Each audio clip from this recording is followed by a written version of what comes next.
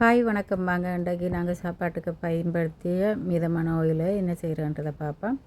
இதை வளமையாக சிங்கிக்கு ஊற்றுறது இல்லாடி வழியில் ஊற்றுறது. நாங்கள் அதை வழியிலையோ சிங்கிக்கு ஊற்றாமல் அதுக்கான இடத்துல கொண்டு சேகரிக்க போகிறோம். இது கொர்சோவில் அமைந்துள்ள நெஸ்ட் பெட்ரோல் செட். இங்கே அந்த பெட்டி இருக்கும். கோஸ் கிராஸ் காப்பி என்று சொல்கிறது இந்த நாட்டு மொழியில். இங்கே தான் நாங்கள் ஆயிலை கொண்டு ஊற்ற போகிறோம். இந்த திறப்பு நெக்ஸ்ட்டு பெட்ரோல் செட் பக்கத்தில் இருக்கிற கடைக்கே திறப்பை வேண்டலாம். அந்த திறப்பை வேண்டி நாங்களே தான் இந்த ஆயிலை இதுக்கு ஊற்றணும். இது கோசு கிராஸ் காப்பி என்று சொல்கிறது. இதுக்கு நச்சு பொருட்களான இதில் அடையாளப்படுத்தப்படுக்கிற அடையாளங்கள் இருக்கிற பொருட்கள் எல்லாம் இதுக்கு கொண்டு குப்பையாக போடலாம். வெளியில் எறிகிறதில்ல.